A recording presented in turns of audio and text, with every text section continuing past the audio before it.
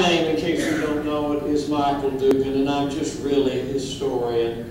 I became a historian in the 3rd grade and gave my first lecture on the Civil War when I was in the 4th grade. But I had 4 years of high school debate in Neosho and 4 years of debate at Southwest Missouri State, bless its little heart. And then I coached for 4 years at Emerald. And first, the only reason that brings me up here at this moment is because certain things were not said that needed to be said. And I just, as a historian, my integrity, my honesty, my truth and purpose has to be to set the record straight. Tell it, brother, tell it. I will tell it. Point 1. As a debater, we fought against ever sitting at a dinner, supper, or breakfast table with Hope Vandercrook Spicer. You wanted to sit with Maynard because you'd get served, and if you were Spicer, they ran the other door. I don't know why they did it, but they did. This is absolute truth, and I wouldn't tell you if it wasn't. But I want to say this. The 1950s and 60s were a transitional period in American food history, and I'm a food historian. It's in my gut, it had to be. And the implication was that certain derogatory things were said about dear Hope Spicer and the Mexican villain.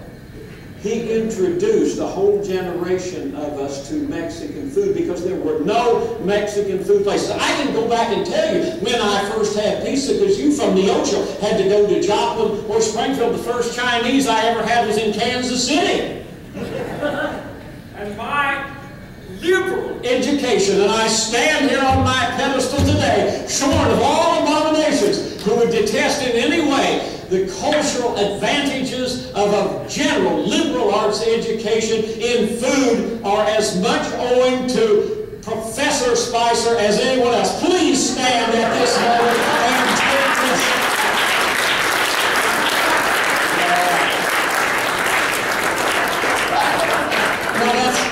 I'm not going to take much time because time is so important. And you know I've got to drive all the way back to Ozark County tonight, and it's just a caution.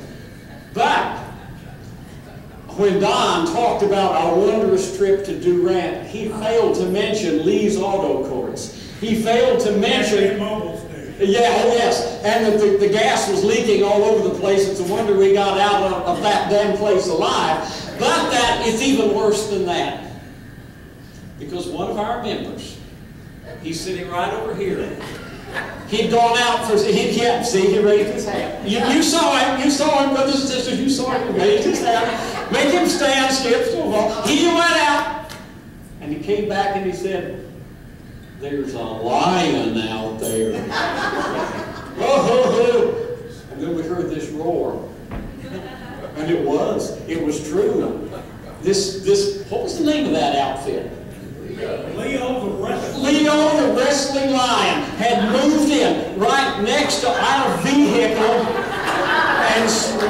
and Skip, if he had not been overcome by a combination of the fear of what lurked in that bathroom and the more tempting outdoor atmosphere of that acacia tree, had gone out there and discovered this lion in our midst.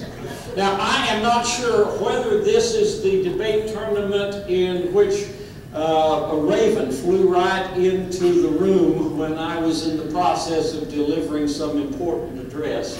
But if it didn't happen, then it could have, because all sorts of damn things happened in Oklahoma.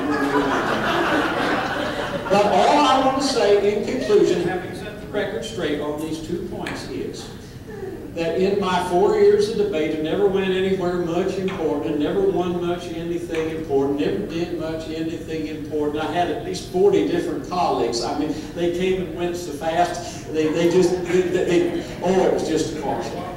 But I, again, stand on my pedestal that the most positive part of my education from my high school through my college was debate. And debate, for better and mostly for worse, is why I stand before before you today.